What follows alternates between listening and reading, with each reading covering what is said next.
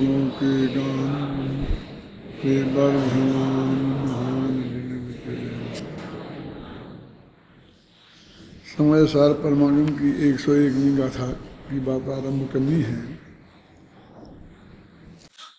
98, 99 स्वामी गाथा की चर्चा में बहुत विस्तार से इस बात को बताया है कि ये भगवान आत्मा घटपटादिक पदार्थों को, कर्म को, नो कर्म को, जितने भी संयोग हैं उन सभी को ना तो उपादान उपादेय भाव से करता है और ना निमित्त नैमित्तिक भाव से करता है। निमित्त नैमित्तिक भाव से यदि कोई करता है तो उसका उस समय का योग और उपयोग है। तो ये समस्या तो उनकी तो निबट गई घटपटादिक की। अब एक बात खड़ी रह गई कि फिर आत्मा क्या करता है ना। यानी जब ये बात कहते हैं, आज तक हम जो मानते हैं कि मैंने घट पट रथ और कर्म नो कर्म शरीर आदि की क्रिया का कर्ता मैं हूँ, यदि कोई इसका निषेध करे कि तू नहीं है इसका कर्ता, तो प्रश्न खड़ा होता, दो प्रश्न खड़े होते हैं कि इनको कौन करेगा और तू क्या करेगा। अपने आप ही कोई कर्मचारी हो और वो जो काम करता हो और वो कहे कि मैं ये काम नहीं करूँगा, तो हमारे सामने दो समस्याएं खड़ी होती हैं कि भाई ये काम अब कौन करेगा, और दूसरी एक इसे क्या काम दें कि छुट्टी कर दें। इसके लायक दूसरा काम अपने पास है क्या, कैसे दिया जा सकता है। असली समस्या तो पहली ही है कि हमारा काम कौन करेगा। ये काम जो अभी तक करता रहा है, यदि ये नहीं करेगा तो इस काम को कौन करेगा, ये क्या करेगा, ये हमारी प्रॉब्लम नहीं है। होगा हमारे पास दूसरा काम तो देंगे, उन्हें कह देंगे भाई तेरी नियुक्ति इसी काम के लिए हुई थी, अभी तू काम नहीं कर सकता है तो हम जाओ। गवर्नमेंट की पक्की नौकरी होती है तो जिस काम के लिए उसे रखा गया है, मान लो अध्यापक के रूप में रखा गया है, और वो कहेगा साहब मैं पढ़ाने का काम नहीं करूँगा क्योंकि मेरा तो गला खराब हो गया है, आवाज़ ही नहीं निकलती है मुँह से, तो क्या करेगी गवर्नमेंट। गवर्नमेंट यही पक्की नौकरी है तो यही कहेगी नहीं करोगे तो घर बैठो, हम क्या करें, इस्तीफा दे दो। हैं, हमारे पास दूसरा काम नहीं है। ये तो उसकी एक्स्ट्रा बात है कि वो दूसरा भी बहुत काम है और अपनी करुणा बुद्धि से उसको किसी दूसरे काम में लगा दे जिससे कि वो बेकार ना हो। लेकिन उसकी मेन समस्या तो ये है कि अब वो काम कौन करेगा और उसका इंतजाम उसे करना है। तो इसके जवाब में तो उन्होंने कह दिया था कि उपादान उपादेय भाव से कर्ता वो स्वयं होगा, है ना। स्वभाव की दृष्टि से विचार करेंगे तो त्रिकाली उपादान होगा, पुरुषार्थ की दृष्टि से विचार करेंगे तो क्षणिक उपादान नंबर 1 होगा, पर्याय की दृष्टि से बात करेंगे तो उपादान नंबर 2 होगा। आज सुबह जो 5 बजे गुरुदेव का टेप चल रहा था, उसमें किसी ने सुना हो तो उन्होंने बहुत स्पष्ट शब्दों में आज कहा था कि काल माने पर्याय। बार बार एक दफे ने कई दफे कहा था कि काल माने पर्याय, अपन को बड़ा अटपटा लगता है। उन्हें चारों बातें बताई थी। प्रदेश माने क्षेत्र,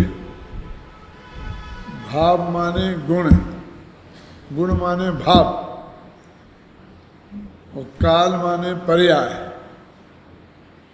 और इनका जो संवेद रूप है वो द्रव्य, तो गुण पर्याय व द्रव्यम है ना।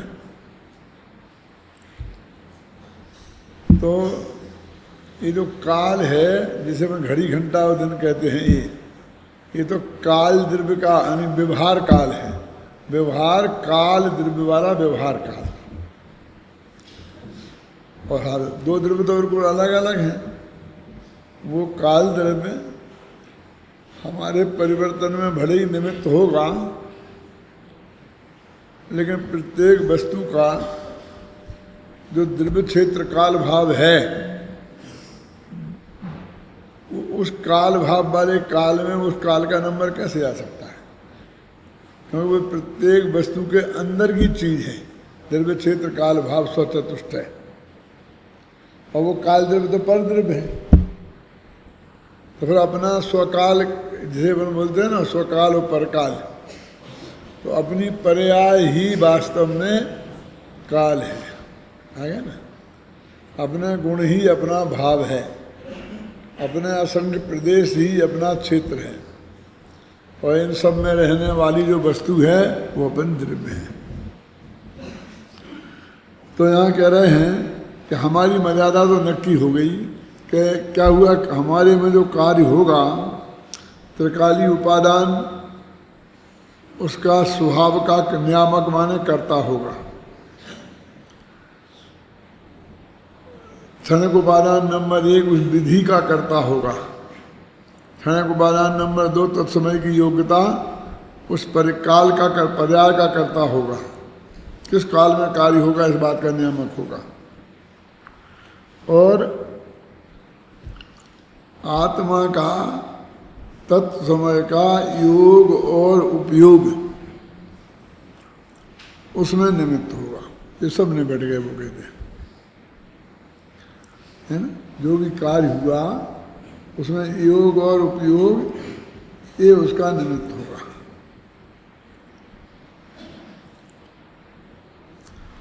कल एक भाई ने पूछा था बीच में ही, कभी वो अंतरंग निमित्त तो बहिरंग निमित्त, तो कुमार और घड़े की बात आएगी तो हम उनमें से ही भेद डाल देंगे कि भाई ये कुमार का चक्र है, घड़ा है, ये बड़े है, बहिरंग है, और उसका योग और उपयोग अंतरंग निमित्त है। ऐसा अपन भेद उसमें डाल देंगे। यदि उसमें प्रेरक और उदासीन का भेद डालना होगा तो भी डाल देंगे। मेरे कहने का मतलब कोई वो बड़ी बात नहीं है। अपनी समस्या तो ये थी कि आत्मा का उससे क्या संबंध है।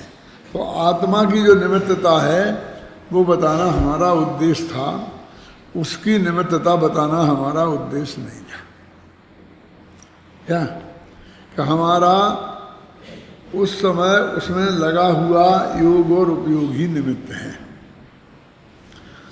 अब ये दूसरा प्रश्न खड़ा हो गया कि फिर आत्मा क्या करेगा। ऐसा लगता है वो आत्मा खाली हो गया, जैसे आत्मा को कोई काम ही नहीं है। अब ऐसा ही प्रश्न एक जगह और उठाया है कि यदि तुम स्वभाव का निषेध करोगे तो मुनियो भवन्त्य शरणः, तो मुनि लोग अशरण हो जाएंगे।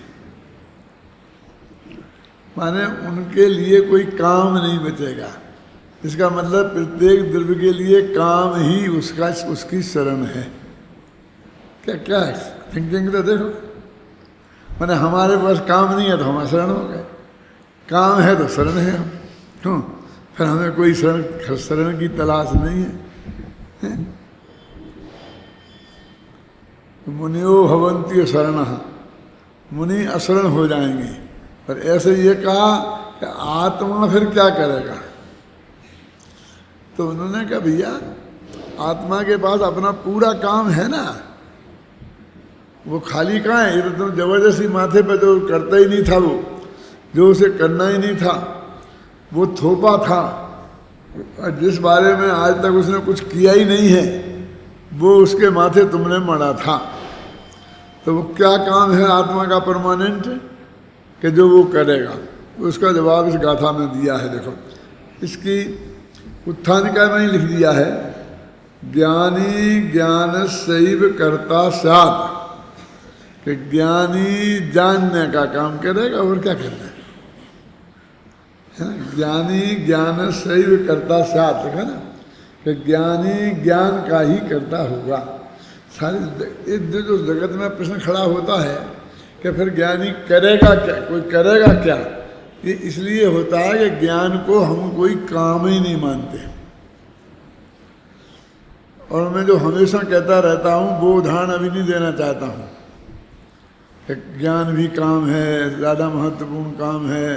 कहते हैं ना, मकान बनाने में मजदूर तो नौकरी करता है, उसे क्या मिलता है, क्या इंस्पेक्टर, वो सुने हैं ना आप लोगों ने सबने।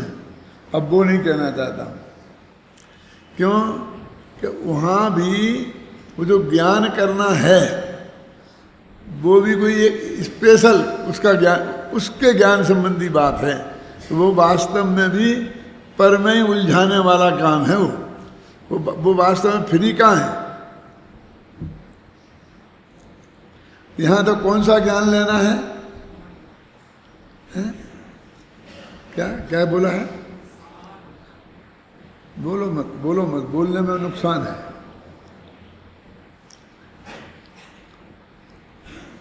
जो सहज भाव से जानने में आ रहा है उसको ज्ञान, जिसके लिए आपको कुछ करना नहीं है वो ज्ञान लिया है।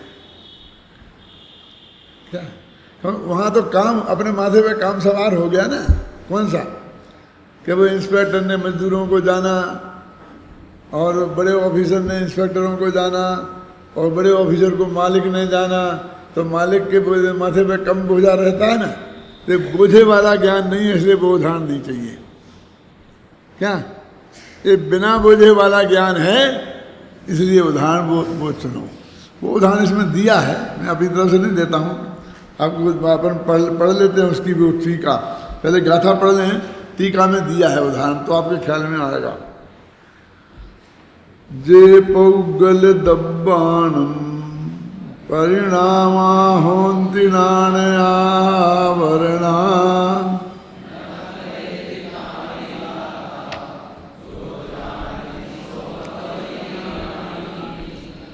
ज्ञान में आदि के जो कुद गल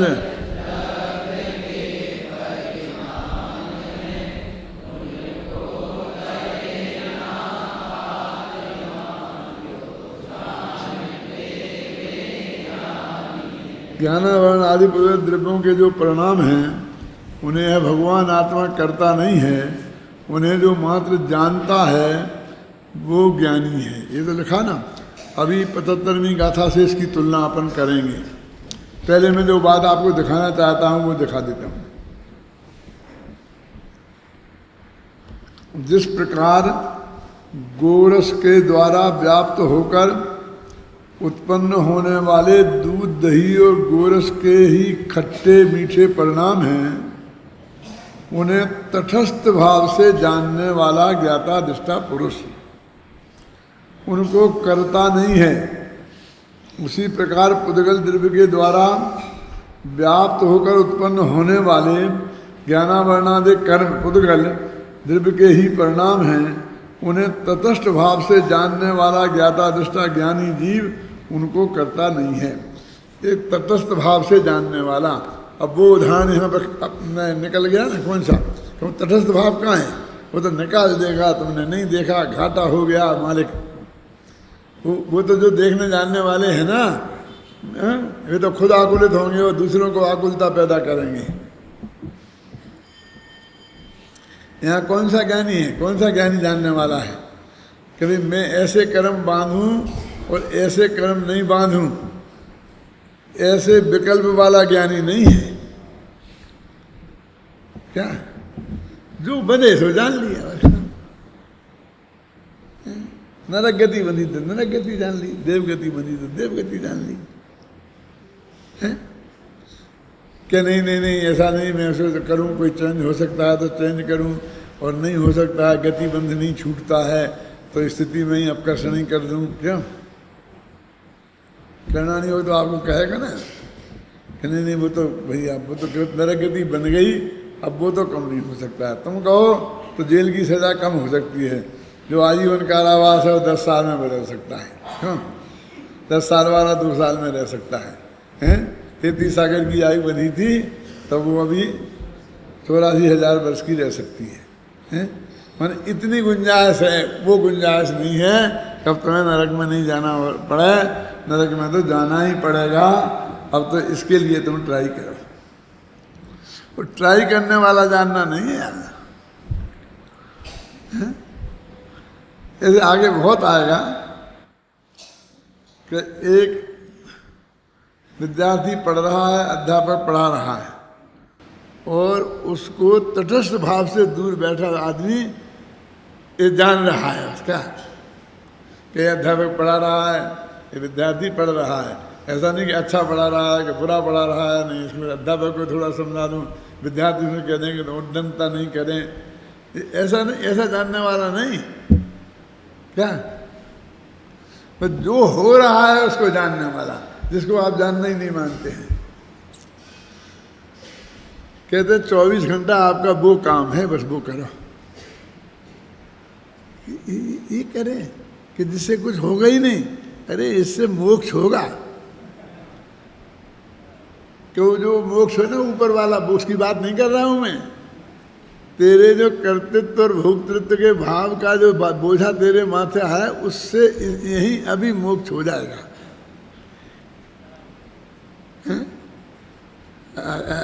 आया समझ में कि नहीं आया? उस कर्तृत्व से, इस जानने से और उस जानने का अंतर समझ में आ रहा क्या नहीं? यद्यपि यहाँ भी आत्मा को जानने की बात नहीं है, उन्हीं को जानने की बात है। और उनके जानने में धर्म हो जाएगा, बोलो दुगराज जी, हो जाएगा। खबर नहीं, फर्क के लक्ष्य से धर्म होता ही नहीं है। हम तो बहुत पढ़ा है, सुना है, अब तो हमने पढ़ा है तो हम क्या करें? तुम वीतराग भाव से उसे जानते रहोगे तो धर्म ही है। वो आत्मा के जानने में और उसके जानने में कोई फर्क नहीं है। करुणानियोग की साक्षी चाहिए आपको? मैं कोई करुणानियोग का वास्तव में विशेषज्ञ नहीं हूं, लेकिन मेरे मतलब का करुणानियोग मुझे आता है। क्या कि जब आप थपक श्रेणी चढ़ते हैं कि उपसम श्रेणी चढ़ते हैं और वहाँ 8वें गुणस्थान तक भी अर्थ संक्रांति, व्यंजन संक्रांति और सब कहीं हैं, तो मैं आ जाता उस समय जब आत्मा पर उपयोग रहता है शांति जी, तब वो जो भी असंख्यात गुणी निद्रा होती होगी, जो भी निरंतर आगे बढ़ रहा है ना थपक श्रेणी वाला, वो होती है। और जब पर पे उपयोग चला जाता है, उस समय वो निर्जरा की रफ्तार वो ही रहती है, कम हो जाती है। क्या कहता है आपका करना नहीं हो? हाँ भी जी, समझ में आई बात क्या नहीं? क्या रमेश? तो इसका मतलब पर के जानने से क्या नुकसान हुआ? ज्ञान का गे कुछ भी रहे, अर्थ रहे, व्यंजन पर्याय रहे, अर्थांतर रहे, कुछ भी रहे, वो तो उसी रफ्तार से आगे बढ़ता रहता है ना। वो तो उसी रफ्तार से आगे बढ़ता रहता है ना, क्या नहीं? तो पर के जानने से हानि क्या हुई? वो तटस्थ, वो टोडामल जी ने उसका जवाब ऐसा लिखा है कि उसकी वीतरागता भंग नहीं होती। वीतरागता जो उस लेवल पे जितनी होनी चाहिए वो उतनी ही कायम रहती है, इसलिए वो निरंतर आगे बढ़ता रहता है। तो यही तो तटस्थ भाव, वीतरागता भंग नहीं होना में तटस्थ भाव से फिर मेरा उपयोग करने चला गया, मैं सीमेंट के अंदर में लाऊं तो गया एकदम नीचे आ जाएगा, सब मोक्ष नहीं होगी, चाहे करुणानियोग के हिसाब से नहीं गिरता होगा, अपने हिसाब से तो गिर ही जाएगा। मैंने करुणानियोग के हिसाब से बात तो भाई पक्की है, लेकिन ऐसा भाव आएगा ही नहीं। मेरे कहने का मतलब उसे ये प्रतिपाती भाव है। तूने संभालने की कोशिश करी और तेरी संभाल खत्म हुई। कैसी विचित्र बात है? क्यों वो वीतरागता खंडित हो गई ना, कर्तव्य बुद्धि आ गई ना तेरी, कि जगत का जहां अपने में और पर में दोनों के परिणमन को बिल्कुल वीतराग भाव से जानना देखना धर्म है। कहाँ लिखा बोलो?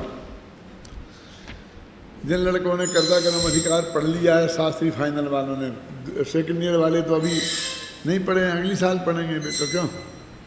तो उन्होंने लिखा ना कितना बढ़िया है, एक जगह बहुत अच्छा है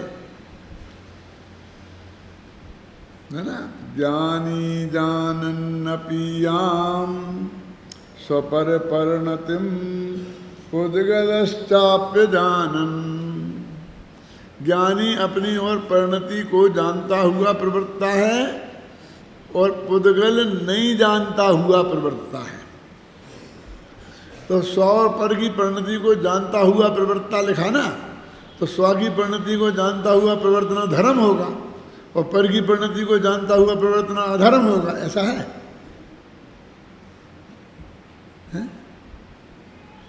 ना मानो कहाँ से एक कीड़ा घुस गया हमारे दिमाग में कि पर को जानना अधर्म है और स्व को जानना धर्म है, जबकि आत्मा का स्वभाव तो जानना था।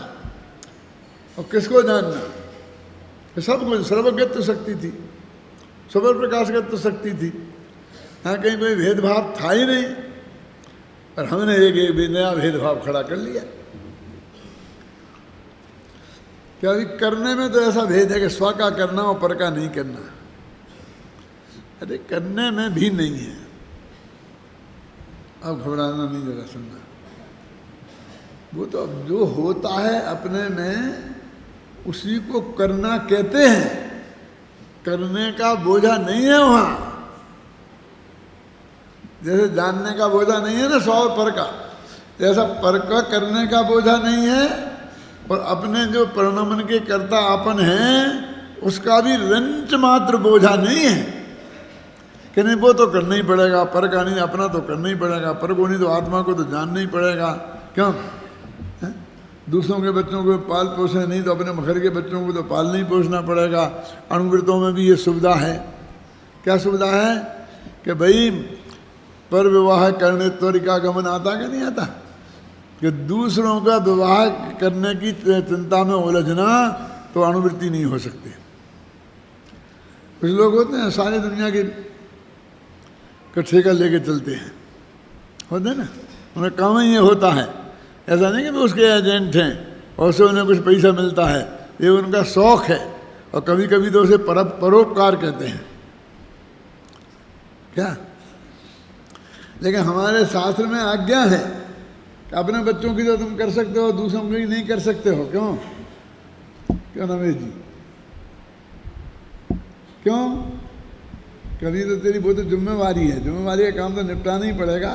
तो तेरे माथे पर जिम्मेवारी नहीं है, क्यों? उसमें तू क्यों उलझता है? क्यों? इस अणुवृत्त में जिसमें ये लिखा है कमल जी कि अपने बच्चों की कर सकता है, करता है माने करता है, और दूसरों की नहीं। एक छोटा सा प्रश्न पूछूं, अपने बच्चों के बच्चे अपने बच्चे हैं कि दूसरों के?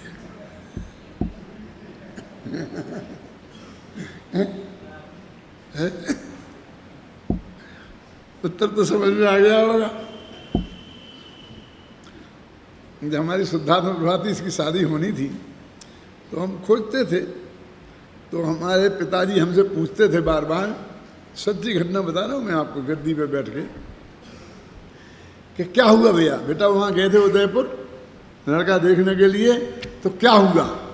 कि तुमको क्या करना? बड़े पंडित हो गए हो इसका मतलब ये नहीं है। जो उसका जवाब एक शब्द में दिया जा सकता है चुपचाप बता के कि ये हुआ, हुआ कि नहीं हुआ, इतना ही जानना है हमें। इसको इतना और प्रश्न करने की क्या जरूरत है कि हमें क्या मतलब है, नहीं मतलब है? क्यों?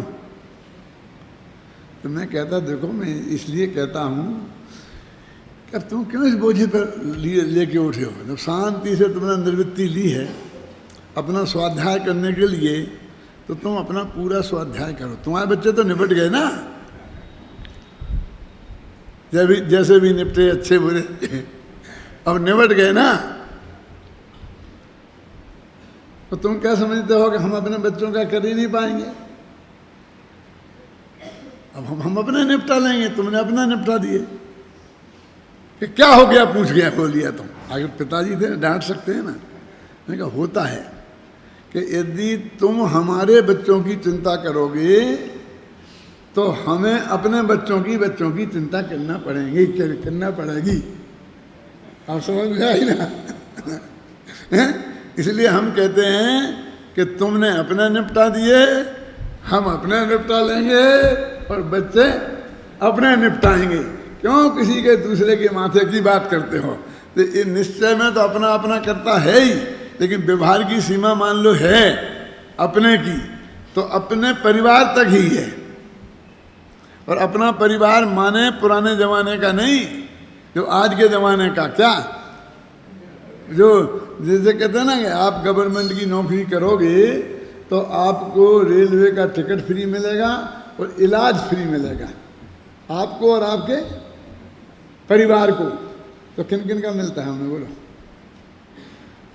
आप समझिए ना, जो आप पर डिपेंड हैं, बस खत्म। जो खुद कमाते करते हैं नहीं चलेगा, वो उस पर नहीं चलेगा। खासकर तो बाल बच्चे ही आते हैं, वैसे जरा माँ बाप को रखने के लिए उन्होंने वो डिपेंडेंट शब्द डाल दिया। वो भाई को डिपेंड नहीं मानते हैं, पागल हो तो मानते हैं। बच्चों को भी तब तक जब तक वे खुद कमाते नहीं हो, है ना। वो कमाने लगे तो फिर नहीं बच्चों को नहीं मिलेगा। उनने भी परिवार की एक परिभाषा बनाई है ना, क्यों। तो अनुवृत्ति, जब अनुवृत्ति में ये अतिचार लिखा होगा तो उन आचार्य के दिमाग में भी कोई परिभाषा होगी कि नहीं, और होगी तो क्या होगी, बोलो कमल जी, क्या होगी। जब वो कहते हैं ना पर विवाह करने त्वरिका गमाया था, पर विवाह करना, तो पर विवाह करने में कहाँ कहाँ तक लेते होंगे, ये इसकी अपन को कल्पना करनी चाहिए, है ना। तो यहाँ ये कह रहे हैं कि ये हमने जानना तो लिया, लेकिन जानने का बोझा नहीं लिया, बोझा माइनस जानना लिया। महावीर जी, ये बारीक बात है इसमें, तो पढ़ते हैं जरा अपन, इसकी भाषा ही पढ़ेंगे तो जरा आपको ठीक लगेगा।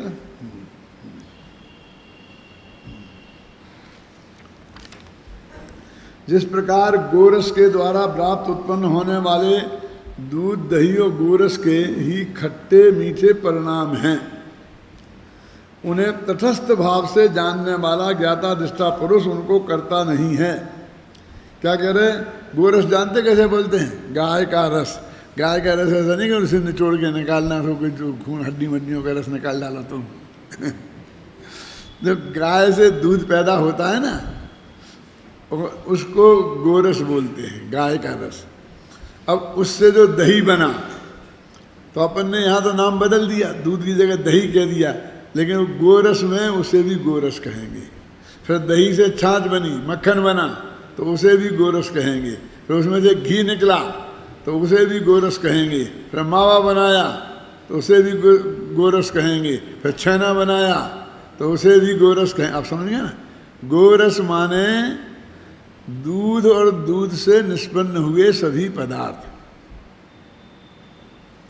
यानी दूध शब्द का प्रयोग नहीं करके गोरस शब्द का प्रयोग क्यों किया।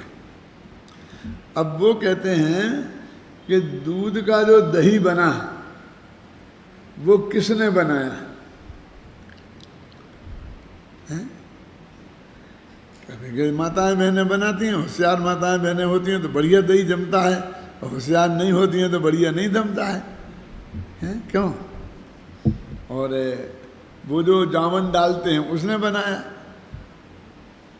और बहुत हो सकते हैं ना, बेचारे दूध का तो कोई नाम लेवा ही नहीं है, जबकि वो दूध स्वयं दही रूप परिणमित हुआ है और उस दूध में ही ये स्वभाव पड़ा है कि वो लिमिटेड समय के बाद दही रूप से परिणमित हो, हैं? तो ये क्या लिखा है इसमें, जिस प्रकार गोरस द्वारा व्याप्त उत्पन्न होने वाले दूध दही, इसमें आ गया ना, और सब लगा लेना, गोरस के ही खट्टे मीठे परिणाम हैं।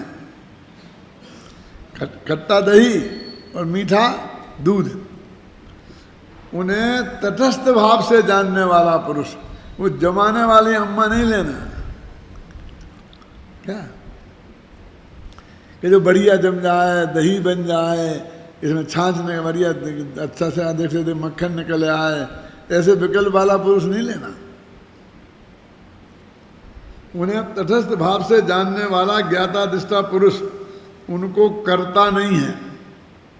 उसी प्रकार पुद्गल द्रव्य के द्वारा व्याप्त होकर उत्पन्न होने वाले ज्ञानावरणादि कर्म पुद्गल द्रव्य के ही परिणाम हैं। उन्हें तटस्थ भाव से जानने वाला ज्ञाता दृष्टा ज्ञानी जीव उनको करता नहीं है।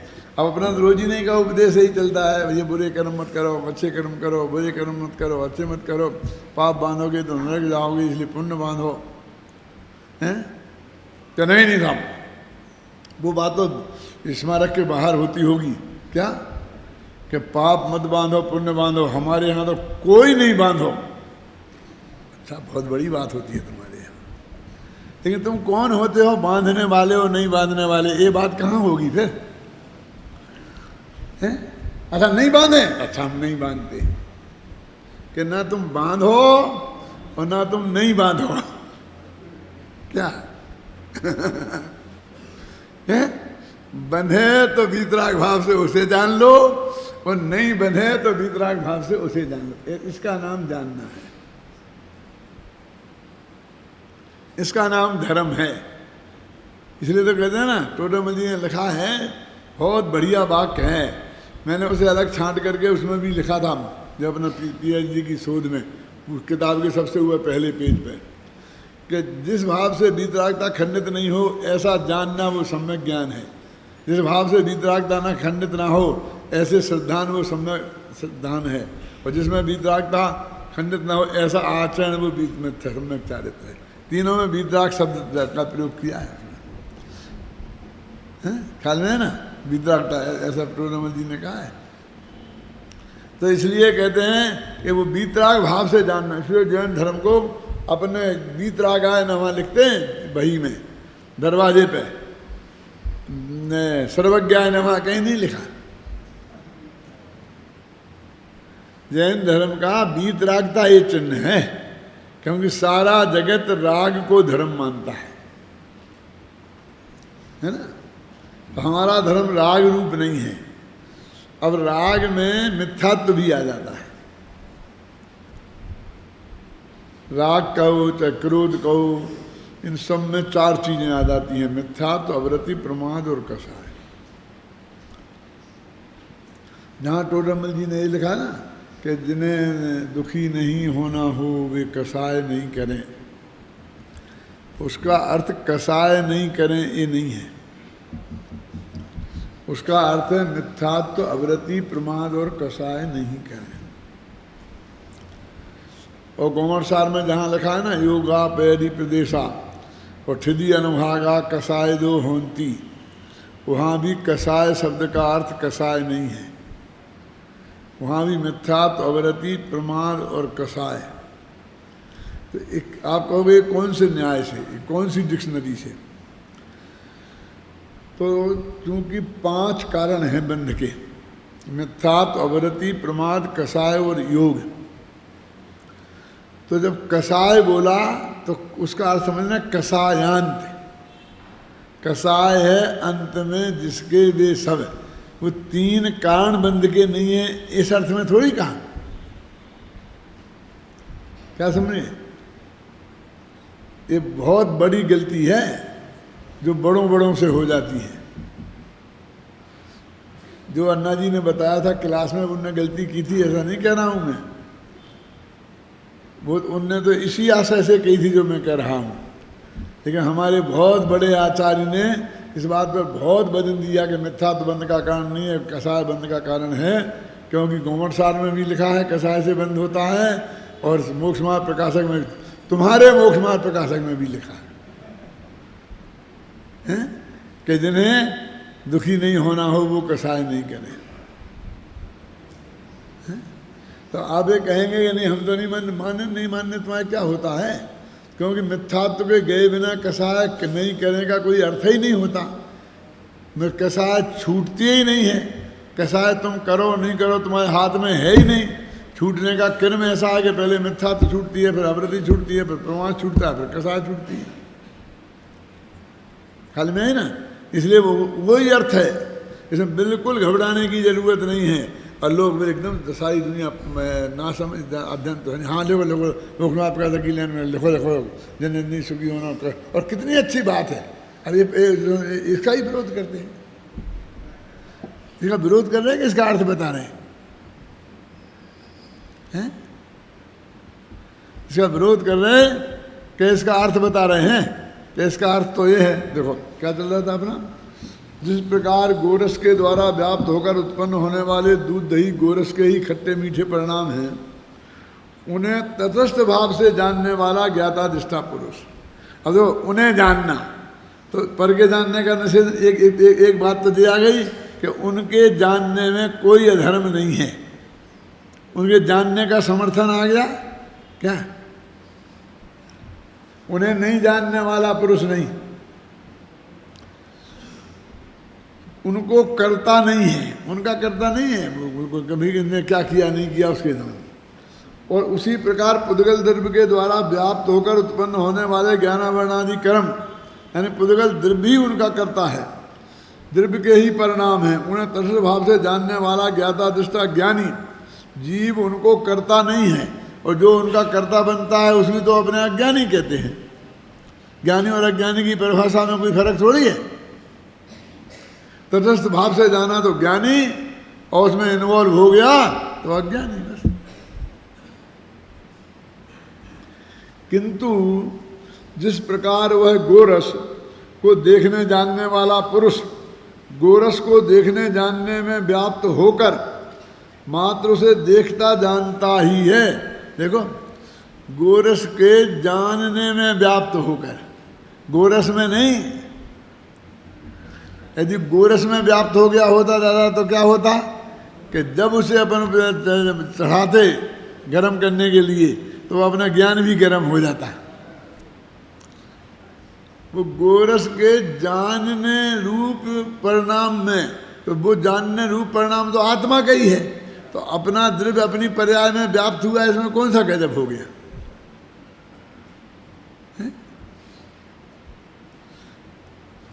क्या है?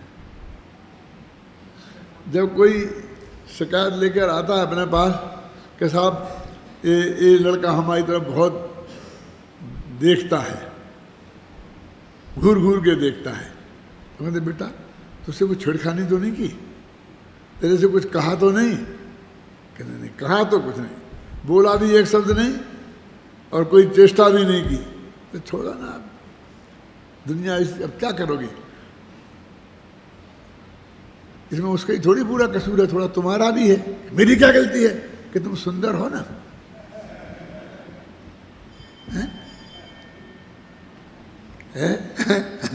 तुम सुंदर नहीं होती तो कोई दुनिया तुम्हारी तरफ देखता ही नहीं। अब वो तो इतनी छोड़ो, यदि कोई तुम्हारी तरफ कुछ तुमको कुछ बोलता है कि कुछ करता है तो बोलो, उसको हम सजा अवश्य देंगे। अब इसकी ना पूरी तरह जांच संभव है और न इसकी सजा संभव है। ठीक है, कह देंगे, थोड़ा सा डांट देंगे, ख्याल में आई ना, लेकिन इससे ज़्यादा इसमें और कुछ नहीं हो सकता, केस नहीं चल सकता, है ना। जिस प्रकार वह गोरस को देखने जानने वाला पुरुष गोरस को देखने जानने में व्याप्त होकर उसे मात्र देखता जानता ही है, उसी प्रकार ज्ञानी जीव भी उन ज्ञानावरणादि कर्मों को देखने जानने में व्याप्त होकर मात्र उन्हें देखता जानता ही है। इस प्रकार ज्ञानी ज्ञान का ही करता है। अब ये कहते हैं ज्ञानी, वहाँ जो शांति जी झगड़ा यहाँ कहाँ निकलता है, वो कहते हैं ना कि वो ज्ञान तो आत्मा का ही है ना, कि हाँ आत्मा ही का है, तो फिर उसने उसी को जाना ना, इसलिए अपने कोई जाना पर को नहीं जाना। क्या उस साहब उसको जानने वाले ज्ञान की बात चल रही भाई साहब। हम भी ज्ञान क्रिया ही का कर्ता कह रहे हैं ना, और ज्ञान क्रिया आत्मा की है तो आत्मा ही का कर्ता कहा ना। क्यों? हम तो अपनी पर्याय को ही जाना है, और पर्याय में भी झलक है, इसे हम पर को जानना नहीं कहेंगे। अरे भैया, ऐसा तो अपना त्रिकाली ध्रुव भगवान आत्मा भी अपनी वर्तमान पर्याय में झलकती है। उसको जानने की प्रक्रिया भी वही है जो पर पदार्थों को जानने की प्रक्रिया है?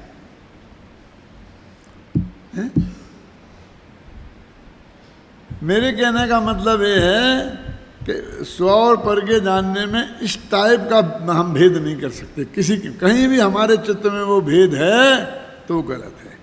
अब भेद क्या है कि तन्मय होके जानना और तन्मय होके नहीं जानना।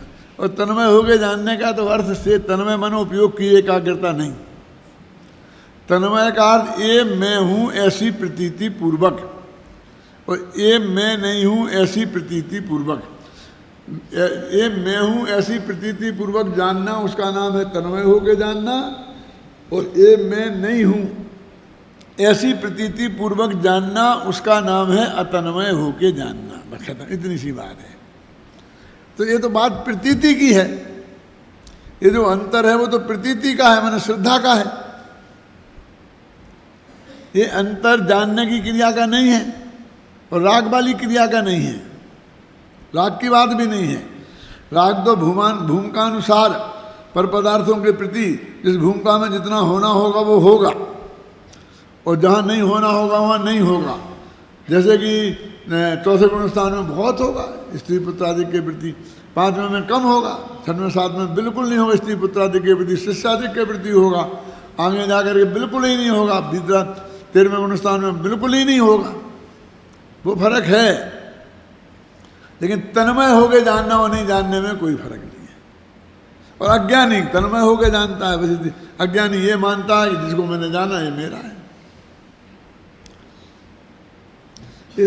इसी प्रकार अज्ञानावरण पद के स्थान पर दर्शनावरण, वेदनी, मोहिनी, आयु, नाम, गोत्र, अंतराय, माने है ना 8 ही कर्म ले लेना, ये 7 सूत्र और बनाना, और फिर मोह, राग, द्वेष, क्रोध, मान, माया, लोभ, नोकर्म, मन, वचन, काय, श्रोत्र, चक्षु, घ्राण, रसना और स्पर्शन, ये 16 पदों को रखकर 16 सूत्र का व्याख्यान करना चाहिए। और इस उपदेश से इसी प्रकार अन्य सूत्र भी बनाए जा सकते हैं, उसका भी विचार कर लेना चाहिए। अब इसमें मोह, राग, द्वेष वगैरह लिए ना लोभ तक, जैसे ना चारी, इसमें वो कहते और भी कर्मों के वजह से जो बेकार होते हैं, घातिया कर्मों की वजह से, उनको भी ले लेना चाहिए और ज़्यादा सूत्र बनाओ। इनने तो अकेले मोह कर्म की वजह से होने वाले बेकार ही लिए हैं, है ना। लोभ ही तक है ना, मन वचन काय तो शरीर की क्रिया की बात है। गाय के दूध और उससे बनने वाले पदार्थों को यदि एक ही नाम से कहना हो तो उन्हें गोरस कहा जा सकता है। गाय का रस माने दूध, दही आदि। गोरस स्वयं ही दूध के से दही के रूप में परिणमित हो जाता है। अपने इस परिणमन का कर्ता वह स्वयं ही है, उसे दूर से तटस्थ भाव से देखने वाला पुरुष नहीं। बार बार दूर से और तटस्थ भाव से देखने वाला पुरुष है। वे ऐसा नहीं है कि वो जमाने वाला महिला और उसे पास से देखने वाला कि जम गया कि नहीं जम गया। उन आदमियों को नहीं लिया उदाहरण के तौर पे भी, है ना, क्योंकि जिन उनको तो कर्तृत्व का अभिमान है। उस दूध को दही रूप में परिणमित होते देखने वाला पुरुष अपने उस देखने जानने रूप परिणमन का कर्ता तो है, पर दूध को दही रूप में परिणमाने का कर्ता नहीं है। आप जानते हैं कि अपने यहाँ पुराने ज़माने में किसी लड़की को देखने जाते थे, अपने यहाँ शादी करनी हो में लड़के की, तो उससे पापड़ सुखवाते थे कि वो पापड़ सही ढंग से सेंक लेती है, ना जले और ना कच्चा रह जाए, तो समझते हैं कि सारी रसोई में होशियार है। ऐसे ही पंजाब में दादा दही जमवाते हैं। ये अपन लोग दही जमाना नहीं जानते हैं। ये पंजाबी महिलाएं जो दही जमाती हैं, और वो कोई उनकी अलग से वो होता है बर्तन, और बर्तन को भी एक उसमें अलग उसके रखने की जगह होती है, और उसमें वो डालते हैं तो ऐसा दही जमता है जैसे घी तो जम जाता है ना, ऐसा जम जाता है और बिल्कुल खट्टा नहीं होता है। उसे पैक करके रखते हैं, अपने तो जानते नहीं कोई। आपने कहाँ देखा है? हमने कहाँ देखा? टीवी में, सिनेमा में, और कहाँ देखेंगे कि वो कहते तुम नहीं जानती हो, लो देखो ऐसे बनाओ, जमा के बताती है, फिर वो दही निकाल के बताती है उसको। जैसे आप वो आइसक्रीम काटते हो ना, ऐसे ऐसे काट के और आपको रख देती है बोलो। और उसमें कितना कितना गर्म करना, फिर कैसे करना, कितना दामन डालना, फिर कितनी सर्दी गर्मी में रखना, फिर कैसे रखना, उस सारी कला उसमें बताई थी कि वो सिखा रही थी अपनी, समझो नई आई बहू को, गैर पंजाबियों में से आई होगी बहू जो, कि तुम ये भी नहीं जानती है, समझ में आई ना। तो ऐसा आदमी नहीं लेना है यहाँ उदाहरण में, क्योंकि वो तो कर्तृत्व के अभिमान में इतना चूर रहता है कि वो मैं इसका स्पेशलिस्ट हूँ क्या है? और आजकल तो ना पापड़ रहा ना दही रहा, आजकल तो चाय बनवा लो बस, खत्म।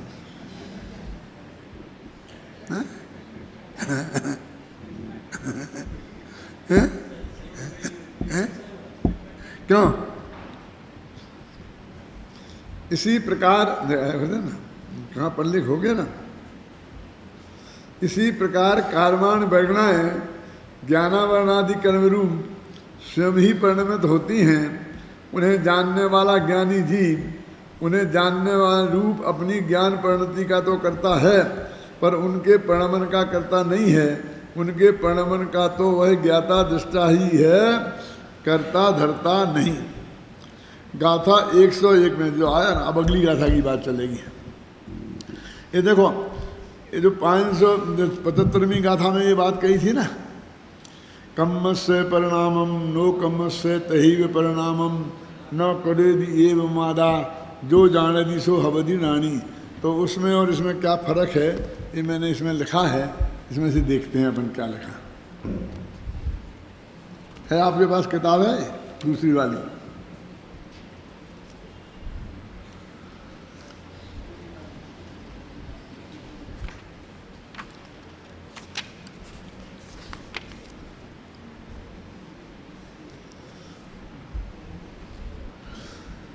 देखो पेज नंबर इसका है 155।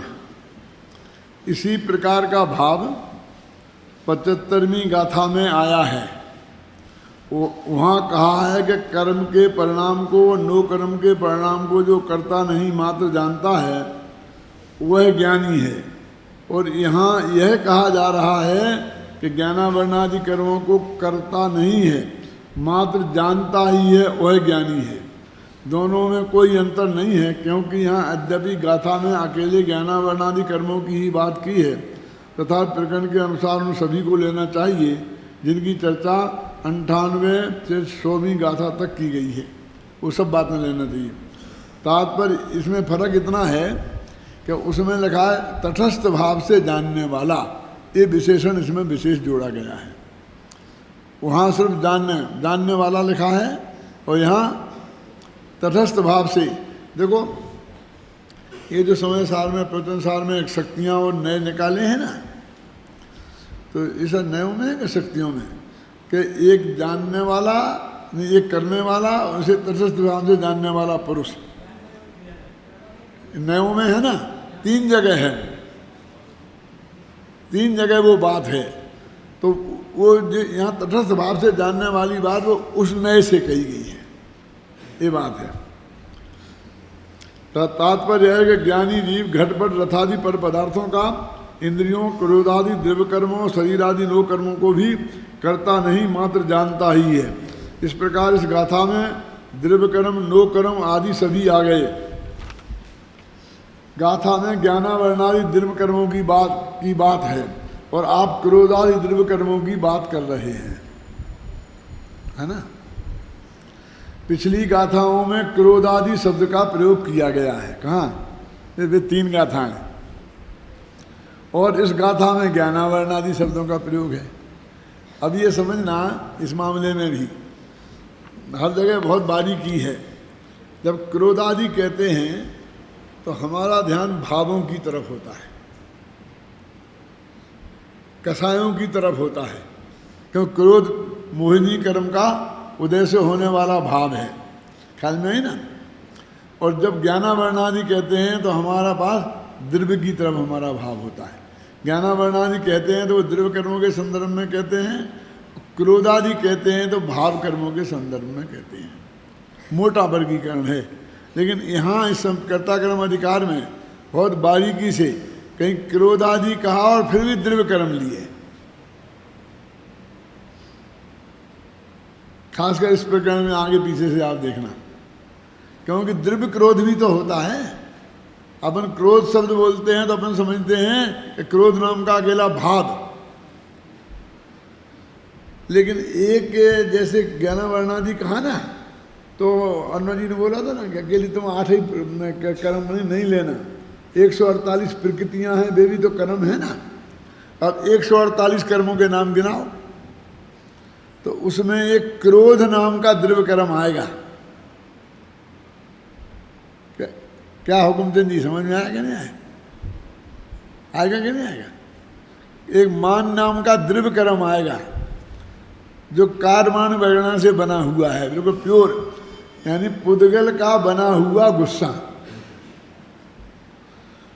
और जिसके उदय है निमित्त, जिसमें ऐसे आत्मा के भाव को कहते हैं क्रोध, उसके साथ निमित्त संबंध है। तो हमें बहुत बारीकी से वहाँ देखना पड़ेगा कि वो द्रव्य कर्म की बात है कि भाव कर्म की बात है ना। अच्छा, कहाँ पढ़ रहे थे अपन?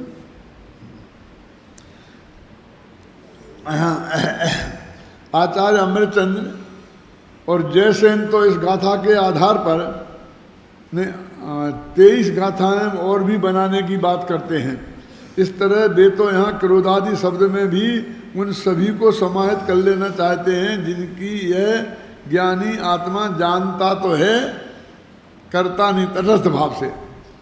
आत्मख्याति में भाव जो तो अपन ने पढ़ लिया है। आचार्य जयसेन तो यहाँ तक लिखते हैं कि सबसे नीचे की 2 पंक्तियाँ, कि शुद्धात्मा की अनुभूति से विलक्षण रूप जो असंख्य लोक प्रमाण विभाव भाव हैं,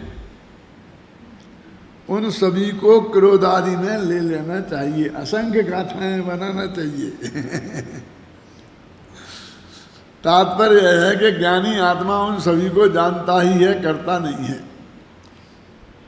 इसे जयसेनाचार्य की जो विशिष्ट बात कही है वो हमने इसमें ली है, ख्याल में है ना।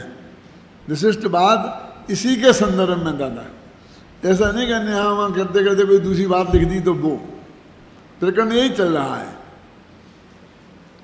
हमने जितने भी अनुशीलन लिखे हैं उनमें इस बात का ध्यान रखा है कि गुरुदेव के मान लो 25 पेज के प्रवचन हैं और हमको एक ही पेज देना, तो वहाँ कोई बहुत बढ़िया बात उदाहरण दे दिया तो हम वो दे देंगे। आप जानते हैं अंग्रेजी में एक प्रेसी बनाई जाती है, माने जो एक गद्य खंड वो दे देते हैं और वो कहते हैं कि इसको आप प्रेसी बनाओ, माने संक्षिप्त में बनाओ, तो उसको 1/3 लगभग बनानी पड़ती है ना। तो उसमें क्या छोड़ना चाहिए और क्या रखना चाहिए आप जानते हैं? प्रेसी बनाना, जो मूल मुद्दे की बात है वो आना चाहिए, जो उदाहरण वगैरह हैं वे छूट जाना चाहिए। और देखने में तो उदाहरण अच्छे लगते हैं, संक्षिप्त करने का तरीका ये नहीं है कि उदाहरण रख लो और वह मूल सिद्धांत छोड़ दो। आपने क्या छोड़ा और क्या रखा, इस बुद्धि की जांच के लिए वो प्रेसी बनवाई जाती है। तो उन्हें 20 पेजों में एक पेज कौन सा रखा कि जो इस गाथा के अर्थ को खोलने में ही सामर्थ्य रखता है। ये चुनना बहुत कठिन काम है, आपको 3 दफा पढ़ना पड़ेगा उस सारे प्रकरण को, हैं। और दूसरी बात है कि जो वो कह रहे हैं हमें वो नहीं समझाना, घबराना नहीं। हम जो गाथा में जो प्रकरण चल रहा है उसके पोषण में उनकी बात क्या आ रही है वो कहना है, एक पॉइंट। और दूसरी वो कहना है कि जिसको उनको कहे बिना लोग मानेंगे नहीं। क्या मान लो कि सबने मान लिया, मतलब हम कह दी सब और बिल्कुल एकदम सीधी सरल बात है, और वही उसमें आ गई तो हमको उसको कोट करके क्या करें। माने उससे विशिष्ट प्रयोजन की सिद्धि होनी चाहिए, है ना। यानी हमें वो गुरुदेव श्री के 20 पेज के प्रवचन नहीं पढ़े और हमारा वो एक पेज पढ़े तो भी उसको गाथा के अर्थ के समझने में कोई कमी नहीं रहना चाहिए। आप समझे ना, ये तब वो उसको वो कोटेशन कहलाता है। ऐसा कोई भी उठा ला, आज बहुत अच्छा लगा है, उन्होंने एक उदाहरण दे दिया कि एक महिला थी, उसे बहुत वो बीमारी हो गई थी, फिर वो ऐसा कहता रोम रोम में वो हो गए थे, फिर वो कहते हाँ मैंने कौन से पाप किए थे। ये क्या है, इसका क्या करें? क्यों मेरा तो समझे ना, जो उस बात को स्पष्ट करने वाली बात हो वही उसमें होना चाहिए, तब वो वास्तव में हमने ज्ञान की वृद्धि की हेतु की बात करी है।